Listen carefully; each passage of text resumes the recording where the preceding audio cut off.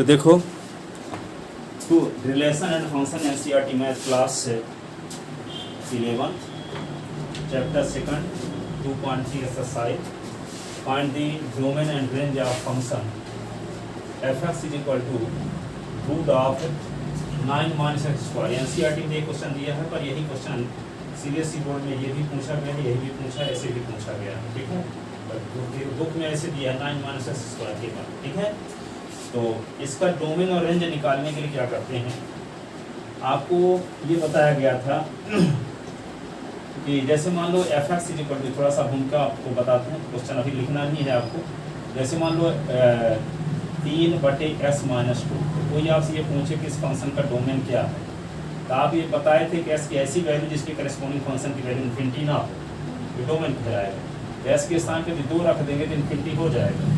तो आर में से 2 को निकाल दो तो पूरी रियल नंबर होगी 2 को छोड़कर। इसका डोमेन क्या होगा, 2 को छोड़कर पूरी रियल नंबर होगी।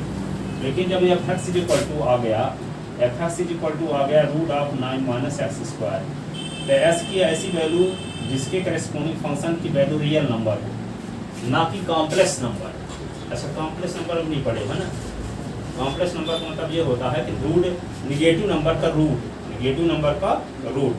जैसे मान लो हम s के स्थान पे दिया, हम रख देंगे 4, तो यहाँ पे क्या आएगा 9 माइनस 4 का स्क्वायर, तो यहाँ पे क्या होगा 9 माइनस 16, तो 16 पे क्या आ जाएगा -7, निगेटिव नंबर का रूट आ गया। इसका मतलब ये रियल नंबर नहीं है। 10th क्लास 4th चैप्टर में पढ़े थे, जब d की वैल्यू निगेटिव रहती थी तो नो रियल रूट पढ़े थे ना, नो रियल रूट, तो रियल नंबर नहीं है।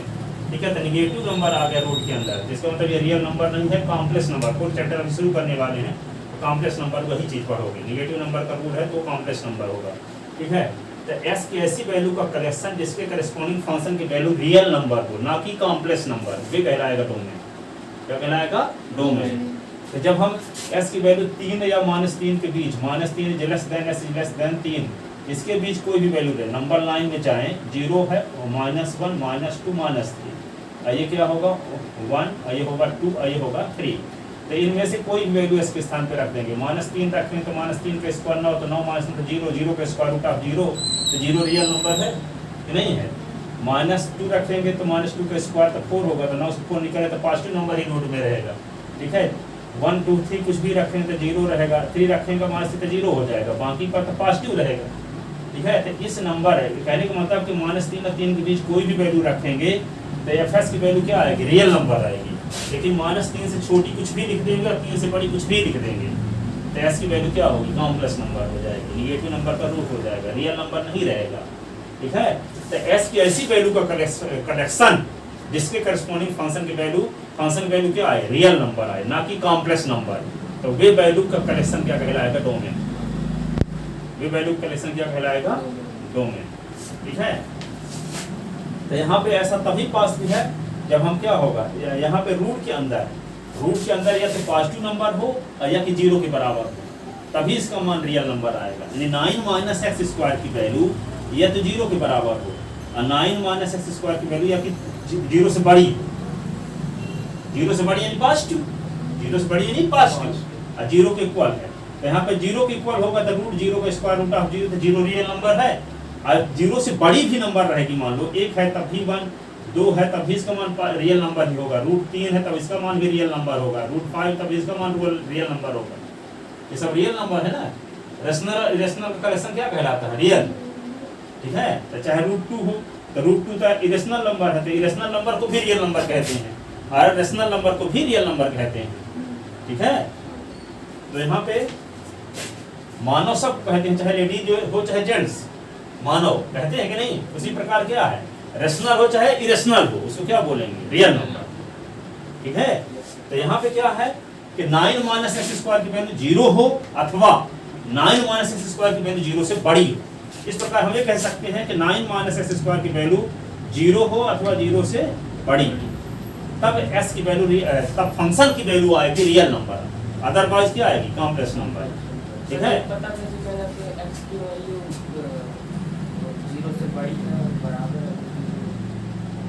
बड़ी है। अरे हम ये बोल रहे हैं कि रूट के अंदर 0 रहेगा, तब स्क्वायर रूट ऑफ 0 लोगे तो 0 9 माइनस स्क्वायर की वैल्यू 0 रहेगी तब ना आएगा 0।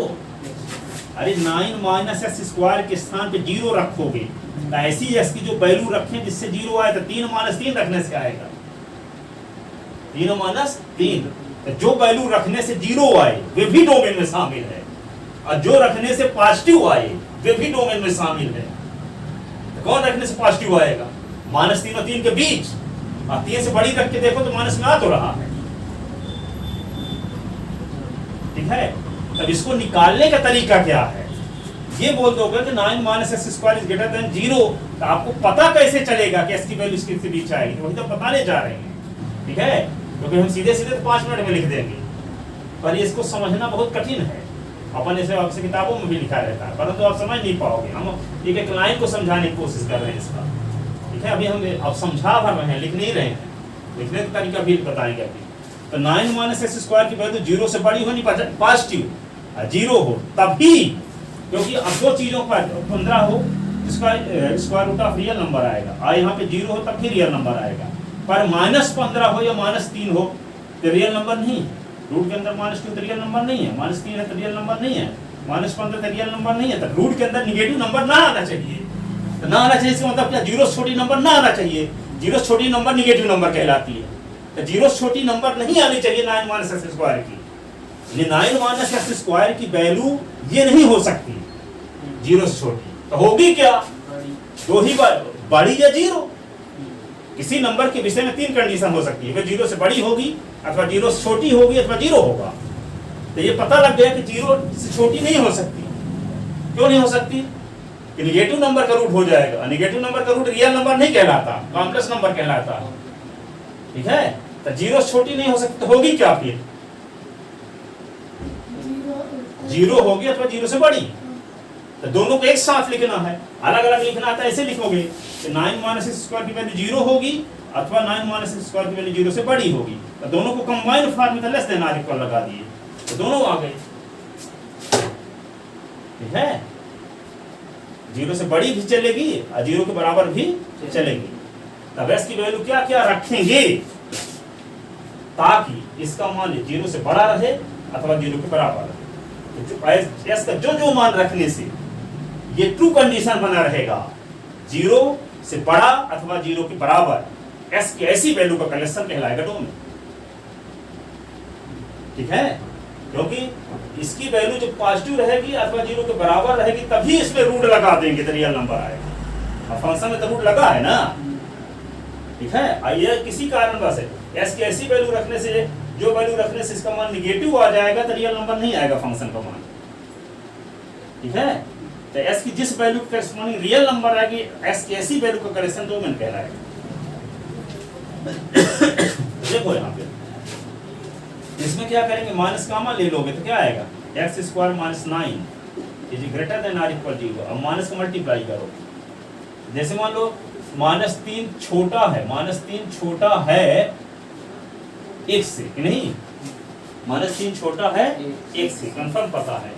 3 रुपए का जिसके पास कर्ज है वो छोटा आदमी कहलाएगा उससे जिसके पास 1 रुपया है, ठीक है। अब क्या करोगे, तो -3 छोटा है लेकिन दोनों पक्षों में माइनस को मल्टीप्लाई कर दो, तो माइनस को मल्टीप्लाई कर दोगे तो क्या होगा 3, और ये क्या हो जाएगा माइनस। अब यही चिन्ह रहेगा, 3 छोटा है -1 से, क्या नहीं है। इसका मतलब क्या हुआ, माइनस को मल्टीप्लाई करने से, जैसे मान लो -3 बराबर 1 लिखा है मान लो, तो माइनस को मल्टीप्लाई कर दे तो 3 बराबर क्या -1 हो गया, बराबर इक्वल साइन इक्वल साइन रहता है, ठीक है। लेकिन यहाँ पे लेस देन ग्रेटर देन है। अब एक्स का मतलब minus X is equal to क्या है, y है, तो माइनस को मल्टीप्लाई करते हैं एक्स बराबर -y हो गया, इक्वल साइन ही बना रहेगा कि नहीं, यहाँ माइनस को मल्टीप्लाई कर देने से भी। लेकिन यहाँ लेस देन ग्रेटर देन जब लगा रहे तो माइनस यहाँ है, माइनस को मल्टीप्लाई कर दिए तो क्या होगा, चिन्ह यही रहेगा क्या, 3 छोटा है -1 से, वही तो बता रहे हैं कि 3 छोटा है क्या -1 से। पहले तो -3 छोटा था 1 से, लेकिन दोनों साइड में माइनस को मल्टीप्लाई कर दिया तो 3 छोटा है -1 से। तो सही है कि गलत, 3 कहाँ छोटा होता -1 से, अब उल्टा चिन्ह भी होगा ना। कहना ये चाहते हैं कि यदि इन इक्वेशन है, एक होता है इक्वेशन, एक होता है इन इक्वेशन। इक्वेशन उसे कहते हैं जिसमें इक्वल साइन लगा हो, लेस देन ग्रेटर देन लगा तो उसको क्या बोलते हैं, इन इक्वेशन। तो इन इक्वेशन में माइनस का मल्टीप्लाई करने से साइन उल्टा हो जाता है, यहाँ लेस देन लगा है तो ग्रेटर देन हो जाएगा, ग्रेटर देन लगा है तो लेस देन लग जाएगा। यहाँ माइनस लगा है तो माइनस से मल्टीप्लाई ना किए, ऐसे ऐसे इक्वल लगा रहेगा तो इक्वल ही रहेगा, इक्वल लगा तो इक्वल रहेगा। जैसे minus X is equal to minus Y है तो माइनस से मल्टीप्लाई करके X is equal to Y रहेगा, ठीक है। लेकिन यहाँ पे minus X is less than minus Y लिखा है और माइनस को मल्टीप्लाई कर देते X is greater than Y हो जाएगा, X is greater than Y हो जाएगा। तो भाई क्या है कि -3 छोटा था, एग्जांपल है तो बता रहे कि -3 छोटा है, देखने से पता चल रहा है। माइनस को मल्टीप्लाई कर देते क्या होगा, 3 बड़ा हो ना गया, इसका मतलब बदलोगे नहीं चिन्ह तो गलत ना रहेगा, ठीक है। तो यहाँ पे क्या है, माइनस को मल्टीप्लाई करेंगे तो क्या होगा, साइन चेंज होगा ना। यहाँ लेस देन आर इक्वल है तो क्या होगा, ग्रेटर देन आर इक्वल है तो लेस देन आर इक्वल हो जाएगा। x square minus 9 is less than or equal 0, minus को मल्टीप्लाई कर दिए, ठीक है। अब आपको शुरुआत में लिखे थे x square minus a square is less than or equal 0 है तो क्या होता है, minus is less than s is less than, ये लिखे थे ना। ये क्या होगा, it means -3 is less than s is less than 3। जब -3 और 3 के बीच वैल्यू रखेंगे तब ये कंडीशन सेटिस्फाई रहेगी। तो ये स्टेप के बाद ये होता है, ये लिखा रहेगा तो ये लिख देंगे, ये लिखा रहेगा तो ये लिख देंगे, ये ध्यान रखना। x स्क्वायर माइनस 9 की वैल्यू 0 अथवा 0 से छोटी तभी रहेगी जब -3 और 3 के बीच इसका मान लिया जाएगा। विश्वास न हो तो सब वैल्यू लेके देख भी लो, -3 लोगे तो 0 हो जाएगा, 0 तो दिए है बराबर, 3 लोगे तब भी 0 हो जाएगा तो दिए है इक्वल, ठीक है। और इनके बीच रखोगे तो क्या होगा, 0 से छोटा आएगा, ठीक है। तो ये क्या हुआ, इसका डोमेन हो गया क्लोज इंटरवल -3 और 3, इस फंक्शन का डोमेन, ठीक है। डोमेन का मतलब कि इस इंटरवल की कोई भी वैल्यू s के स्थान पे रखेंगे तो फंक्शन का मान रियल नंबर आएगा, कॉम्प्लेक्स नंबर नहीं आएगा। तो s की ऐसी वैल्यू का कलेक्शन जिसके करस्पॉन्डिंग फंक्शन की वैल्यू रियल नंबर आए वे कहलाता है उस फंक्शन का डोमेन, बशर्ते उसमें रूट लगा होता हो। जब रूट नहीं लगा है तो s की ऐसी वैल्यू का कलेक्शन जिसके करस्पॉन्डिंग फंक्शन की वैल्यू फाइनाइट आए, इन्फिनिटी और माइनस इन्फिनिटी ना आए। तो कल वाले क्वेश्चन में तो हम इन्फिनिटी माइनस इन्फिनिटी वाला बताए थे, इन्फिनिटी ना आए ऐसी वैल्यू का कलेक्शन डोमेन कहलाएगा। अब आज रूट वाला बता रहे हैं, s की ऐसी वैल्यू का कलेक्शन जिसके करस्पॉन्डिंग फंक्शन की वैल्यू रियल नंबर आए, कॉम्प्लेक्स नंबर ना आए। और कॉम्प्लेक्स नंबर उसे कहते हैं कि नेगेटिव नंबर रूट के अंदर आ जाए, उसको कॉम्प्लेक्स नंबर कहेंगे, ठीक है। ये हुआ इसका। अब यहाँ पे फंक्शन की वैल्यू जब इस इंटरवल की कोई भी वैल्यू हम रखेंगे, चाहे -3 रख दें, चाहे 3 रखें, चाहे -3 और 3 से बीच कोई रखें, ठीक है।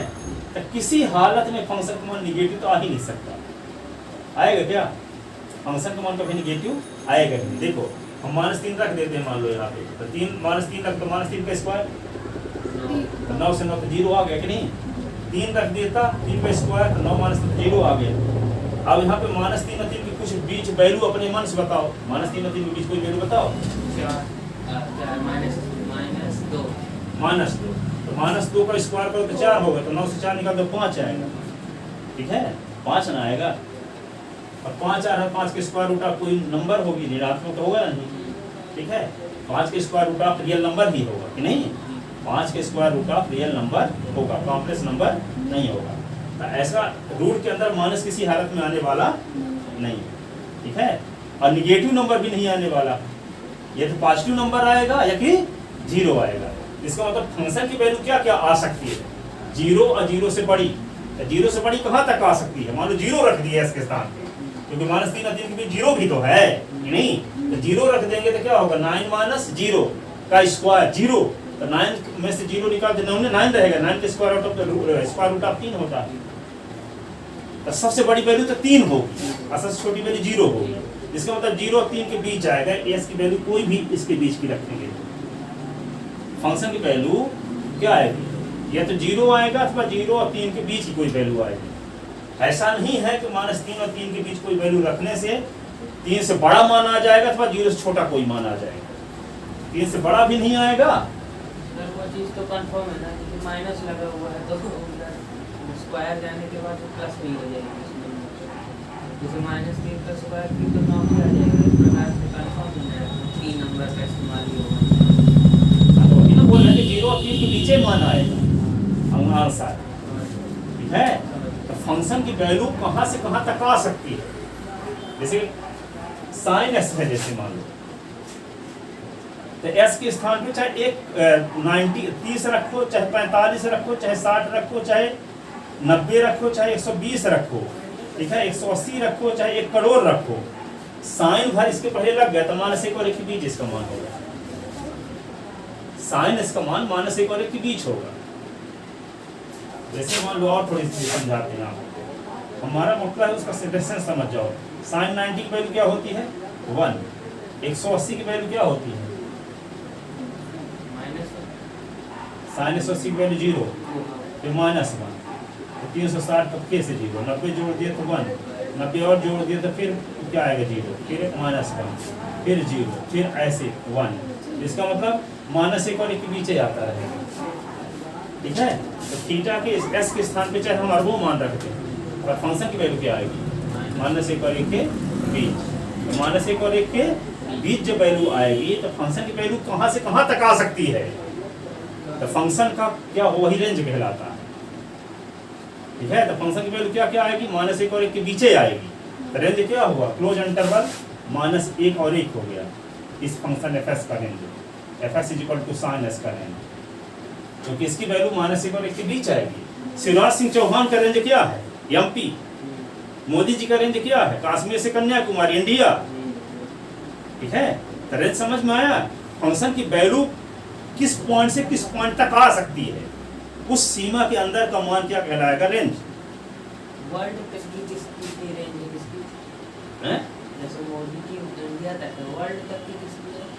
अब यहाँ पे कोई थोड़ी है कि अब पूरे वर्ल्ड को मालिक होते हैं, तो किस युद्ध कैसे होता, कोई मालिक होता है तो वो तो कंट्रोल कर लेता उस देश को ना, तुम ऐसा नहीं कर सकते। संयुक्त राष्ट्र संघ है पर बात कौन मानता है, निगरानी तो करता है परंतु बात कोई नहीं कर मानता उसकी, नहीं तो वो कंट्रोल नहीं कर सकता था। जैसे एक पिताजी के 4 लड़के हैं तो वो किसी लड़के को पिताजी कंट्रोल में थोड़ी रहते हैं, वो अपने से मनमानी तो करने लगते हैं, कहते हैं हम अलग हो जाएंगे। भले अब पिताजी हैं कंट्रोल करने वाले पर मानते नहीं कोई बात।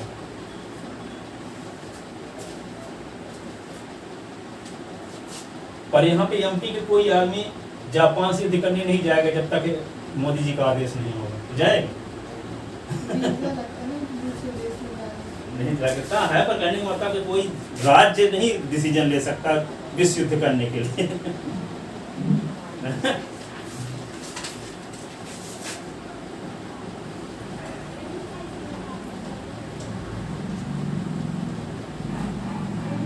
प्रेसिडेंट को फर्स्ट सिटीजन ऑफ ऑनर कहते हैं, पर लेकिन सर जो रिटायर्ड प्रेसिडेंट रहते हैं उनको क्या कहेंगे। कुछ नहीं कहेंगे, आम आदमी पार्टी। रिटायर्ड प्रेसिडेंट ना भी होता है तो इस तरह के सवाल के रिटायर हो चुके उनको कैसे क्या कहेंगे।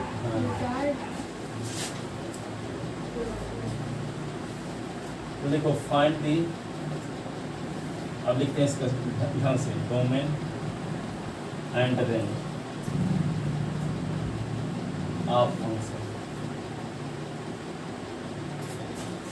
fx is equal to root of 9 minus x square.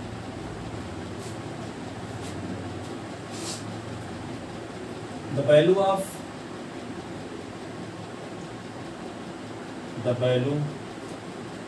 of given function will be real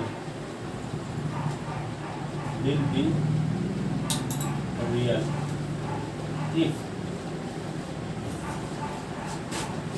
9 minus x square is greater than or equal to 0.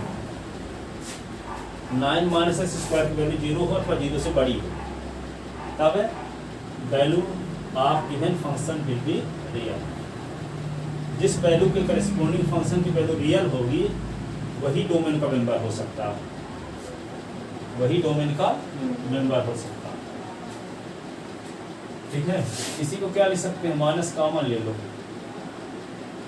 तो क्या होगा X square minus 9 is less than or equal 0। तो क्या होगा, नहीं अभी तो वही रहेगा ना साइन, अभी तो हम कुछ किए नहीं, हम माइनस को मल्टीप्लाई तब करने जा रहे हैं। X square minus 9 is less than or equal 0।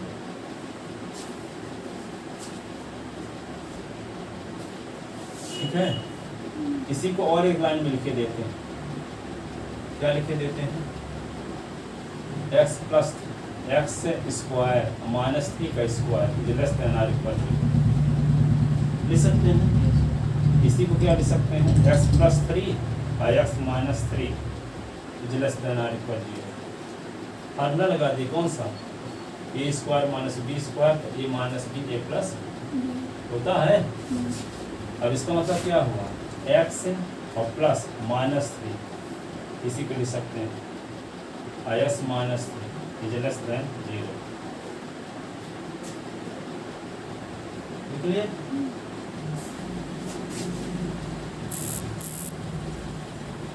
और if a is less than b और x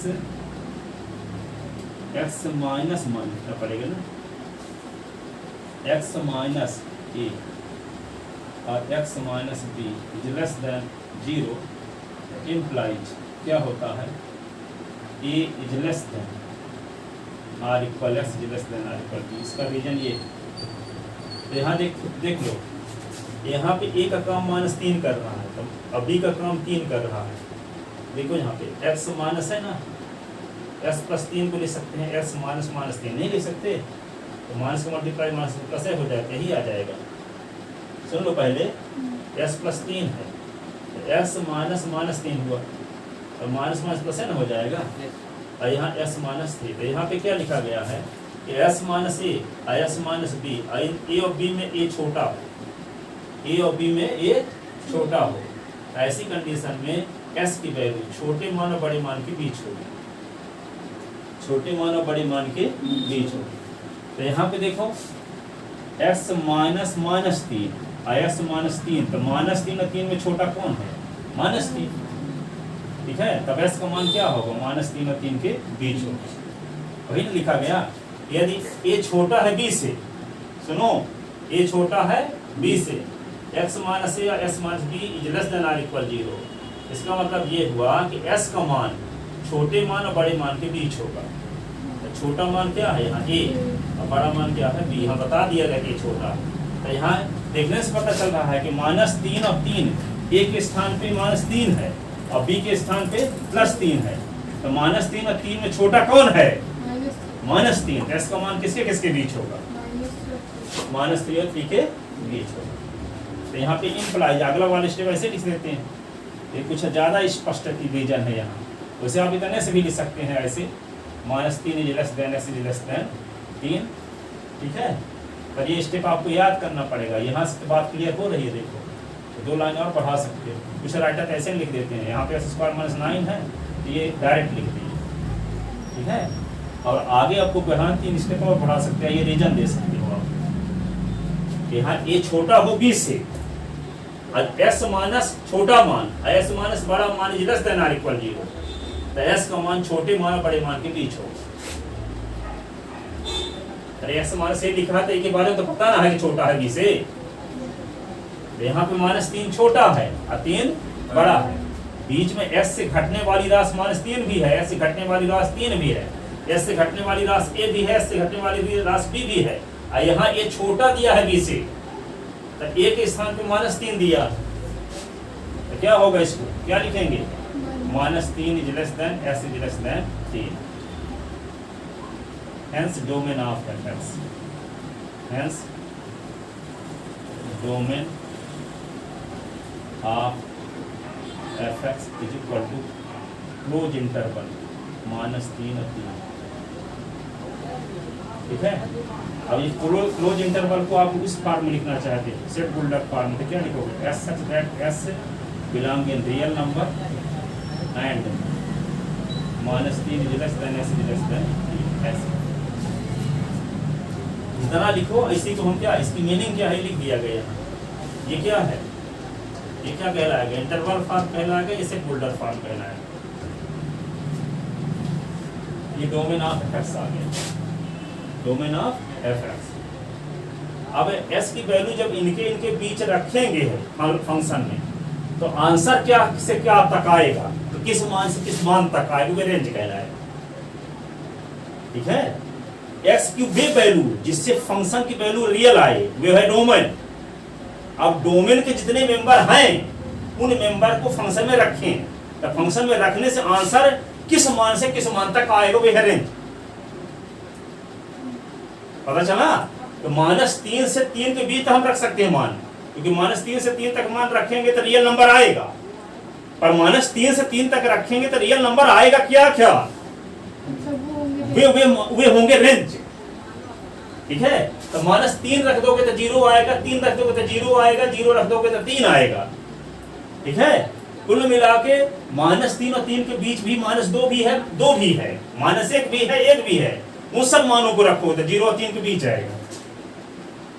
ठीक है, सबसे बड़ा मान क्या आएगा? 0 रखने से 3 आ जाएगा। और सबसे छोटा मान कब आएगा? जब -3 रखेंगे तो 9 - 9 तो 0, और 3 रखेंगे तो 9 - 9 तो 0। सबसे बड़ा मान कब आएगा? जब -3 और 3 के बीच 0 रखेंगे। फिर इसके बीच भी तो ना है, -3 और 3 और 0 की बात हो चुकी, और -3 और 0 के बीच बहुत नंबर है, और 0 और 3 के बीच भी बहुत नंबर है, तो क्या आएगा? 0 और 3 के बीच आएगा, 0 और 3 के बीच आएगा। 0 कब आएगा तो पता चल गया, -3 रखने से 3 रखने से 0 आएगा, 0 रखने से 3 आएगा, और -3 से 0 और 0 से 3 के बीच में कितने नंबर हैं? अरबों। उन सब नंबर को रखोगे तो फंक्शन की वैल्यू क्या आएगी? 0 और 3 के बीच, और 0 और 3 के बीच में भी अरबों नंबर। ठीक है, तो फंक्शन की वैल्यू क्या आएगी? फंक्शन की वैल्यू आएगी क्लोज इंटरवल 0 3, ये इसी के पीछे आएगा। न 3 से अधिक आ सकता, न 0 से छोटा आ सकता। विश्वास ना हो तो इस इंटरवल कोई भी मान रख के देखो, 0 से छोटा आ जाए तो बताना। कोई मान रख के विश्वास ना होगा तो रख के देखो, 0 से छोटा कभी नहीं आएगा, और 3 से बड़ा भी कोई नहीं आएगा इस इंटरवल कोई भी मान रखोगे। ठीक है ना? फंक्शन की वैल्यू जो आ सकती है, गूगल पे फॉर बिजनेस में 10 रुपए मिले। और एस की ऐसी वैल्यू जिसके करस्पॉन्डिंग फंक्शन की वैल्यू रियल नंबर हो, कॉम्प्लेक्स नंबर ना हो, वो है डोमेन, जब रूट लगा हो तो। और वैसे एक्स की ऐसी वैल्यू जिसके करस्पॉन्डिंग फंक्शन की वैल्यू फाइनाइट हो, इन्फिनिटी माइनस इन्फिनिटी ना हो, वो है डोमेन। कल क्वेश्चन से स्पष्ट किए थे, कल वाले क्वेश्चन से। ठीक है, इसका मतलब डिनोमिनेटर 0 ना हो, ऐसी वैल्यू का कलेक्शन डोमेन कहलाएगा। यदि जिसमें रूट नहीं लगा है तब रैशनल फंक्शन है, और रूट लगा है तो एस की ऐसी वैल्यू का कलेक्शन जिसके करस्पॉन्डिंग फंक्शन की वैल्यू रियल नंबर आए, रियल नंबर ने नेगेटिव नंबर का रूट ना आए, रियल नंबर आए। ठीक है, कॉम्प्लेक्स नंबर ना आए। ठीक है, तो ऐसी वैल्यू का कलेक्शन क्या कहलाएगा? डोमेन। ठीक है ना? तो इस बात का तो पता चल गया। जनरली फंक्शन का ये जानते हो कि fx की वैल्यू जो आएगी उसको हम y से डिनोट कर रहे हैं। मान लो फंक्शन की s की वैल्यू रखोगे, जो s के स्थान पे इस इंटरवल की कोई वैल्यू रखोगे तो आंसर जो आने वाला है उसका नाम रख दे क्या? y। तो आंसर का ही करेक्शन तो रेंज कहलाएगा। तो y की वैल्यू किस मान से किस मान तक आएगी, हमारा मकसद ये है। अब y है क्या? फंक्शन की वैल्यू। s की वैल्यू जब रखेंगे तो आंसर आएगा ना कुछ, तो जो आंसर आएगा उसका नाम कहा लिया क्या? y कॉमन रूप से। ठीक है, तब s की वैल्यू कौन रखोगे आप? डोमेन वाली। तो -3 से 3 के बीच सब वैल्यू यहाँ रखते जाओगे तो आंसर आता जाएगा। तो उन आंसर का कलेक्शन क्या होगा? रेंज। तो उसको लिखोगे कैसे? रेंज निकालने के लिए generally y = fx y = fx मानते हैं, y की वैल्यू का कलेक्शन निकालते हैं। ठीक है, y की वैल्यू का कलेक्शन वही क्या है? रेंज। ठीक है, तो देखो अब इतना लिखने के बाद ये तो हो गया, डोमेन तो निकल आया। For the range of fx, for the range of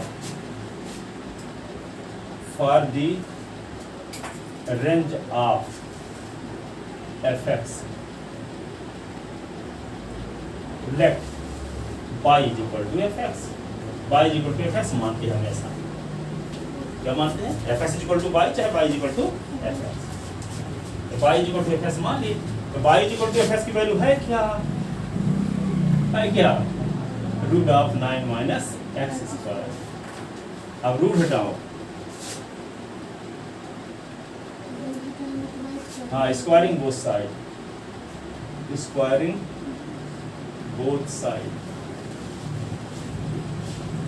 तो क्या होगा y square is equal to 9 minus x square, y square is equal to क्या होगा 9 माइनस एक्स स्क्वायर। तो क्या होगा यहाँ से एक्स स्क्वायर को इधर ले आओ, वाई स्क्वायर को उधर फेंक दो, तो क्या होगा ये वाई स्क्वायर उधर जाए तो प्लस है, तो क्या होगा माइनस, और ये माइनस वाला इधर आएगा तो प्लस। यहाँ पे x इज इक्वल टू क्या लिख दो 9 minus x square, 9 minus y square x square ऐसे होगा।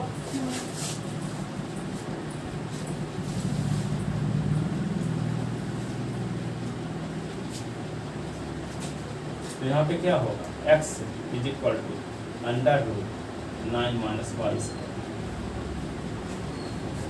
इसका स्क्वायर हटाओ तो रूट में हो जाएगा। अब इसका मान रियल नंबर कब होगा जब 9 माइनस वाई स्क्वायर को 0 हो तो 0 से 0 बड़ी, 0 हो तो 0 से बड़ी, ठीक है। तो यहाँ पे क्या लिखोगे clearly x will be real if 9 minus pi square is greater than or equal to 0.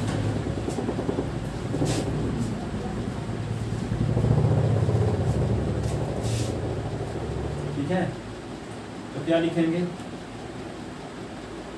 9 तो माइनस कॉमन ले लो तो y square minus 9 is greater than और इक्वल 0।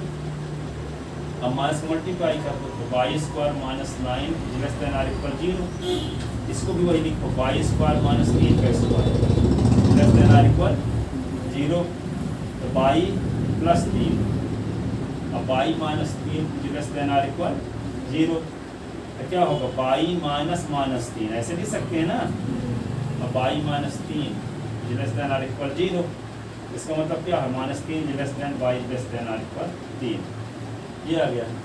जबकि आपको कन्फर्म पता है कि जो फंक्शन का मान होगा 0 और 0 से बड़े, पता है कि नहीं, but y is greater than or equal to 0 for every value of for x belonging closed interval -3, यानी s की कोई भी वैल्यू इस इंटरवल की रखोगे तो y का मान 0 से बड़े रहेगा। फार आप तो मतलब नहीं समझते, इस इंटरवल का कोई भी मान रखने से हर एक वैल्यू ईच वैल्यू यानी इस इंटरवल की ईच वैल्यू के करस्पॉन्डिंग y की वैल्यू धनात्मक होगी अथवा 0 होगी, 0 से बड़ी होगी। तो फार आल का मतलब इस इंटरवल के हर एक मान के करस्पॉन्डिंग, तो इसको शॉर्ट में लिख देते हैं फार आल ऐसे, s के हर एक मान के लिए, इस इंटरवल के हर एक मान के लिए, इस इंटरवल के हर एक पॉइंट के लिए, ठीक है, y की वैल्यू 0 से बड़ी होगी, 0 से बड़ी होगी। यहाँ से आपको पता बताए ना थे, यहाँ पे डोमेन तो आपको पता हो चुका कि -3 और 3 है, तो ये बताए ना थे कि -3 और 3 के बीच कोई भी वैल्यू रखोगे तो ना निगेटिव आएगा और ना 3 से बड़ा मान आएगा। बोले ना थे कि -3 रख के देख लो तो -3 का स्क्वायर 9 तो 9 -9 तो शून्य हो जाएगा, 3 रखोगे तो 3 का स्क्वायर तो 9 -9 शून्य हो जाएगा, 0 रखोगे तो 3 आ जाएगा। तो ऐसा कोई मान बताओ इस इंटरवल का जिसमें यहाँ रखने से इसका मान क्या आ जाए, 3 से बड़ा होगा 0 से छोटा है, कोई नहीं है।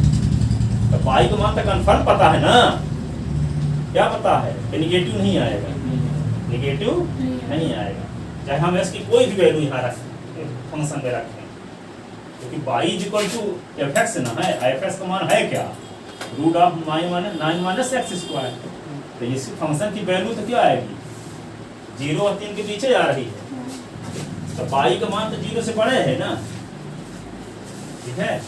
इसका मतलब क्या हुआ y इज ग्रेटर देन 0, किसी को लिख सकते हैं 0 इज लेस देन और इक्वल 3, 0 इज लेस देन और इक्वल y, इसका नाम इक्वेशन ए रख लो, इसका नाम इक्वेशन बी। यहाँ से पता चल गया कि y का मान 0 और 3 के बीच है, यहाँ से पता चला कि 0 ये का लीजिए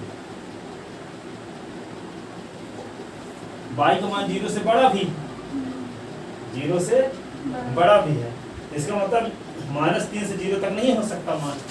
कॉमन सोल्यूशन कौन सा है जो दोनों में हो, जीरो से बड़ा y का मान, तो जीरो से बड़ा y का मान तो कहाँ होगा, 0 से 3 तक।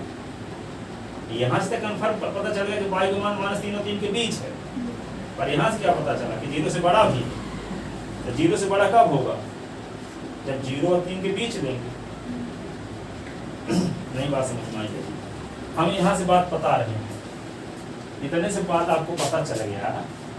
कोई कहता आपको बताया, आप मान लो इसे परीक्षा लिए हाफ ईयरली का नंबर बताया गया आपको, ठीक है, तो नंबर बताया गया तो आपको बोल दिए कि आप नंबर 50 और 80 के बीच पाए थे,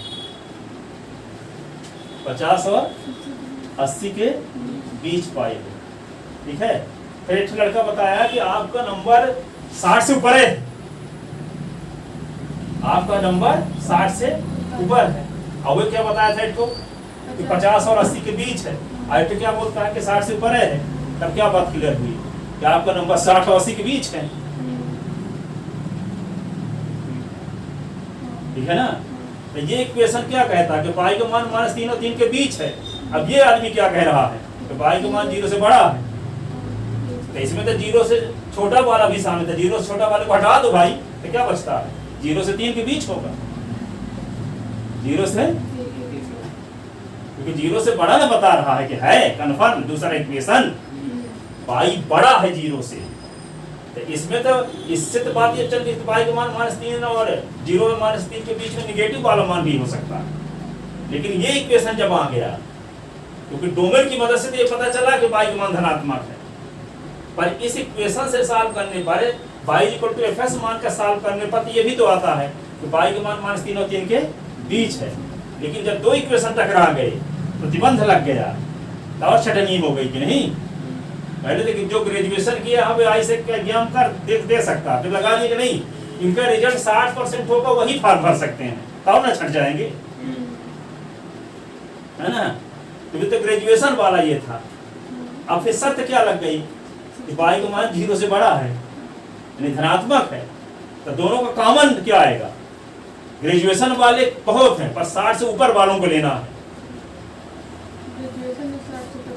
हाँ, ग्रेजुएशन तो होने चाहिए, साथ ही 60 से ऊपर। इसका मतलब क्या हुआ, 60 से नीचे वाले छट जाएंगे, इसमें 0 से -3 वाले छट जाएंगे, तो क्या हुआ 0 और 3 के बीच y का मान,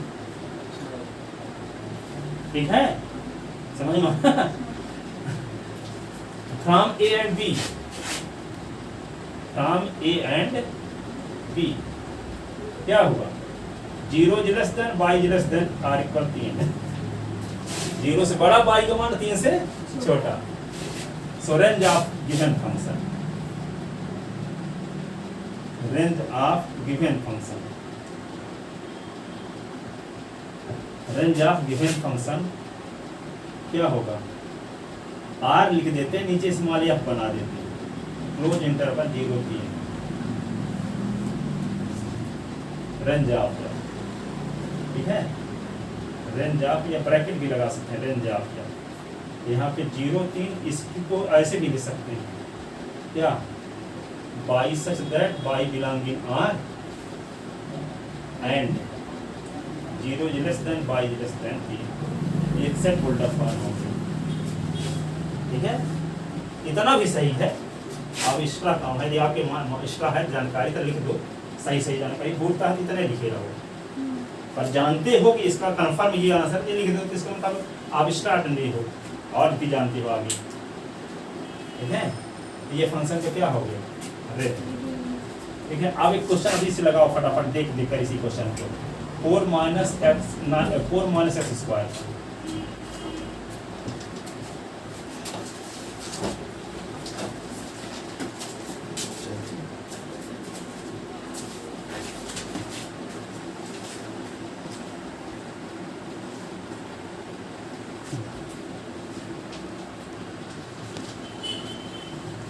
बैठ लो।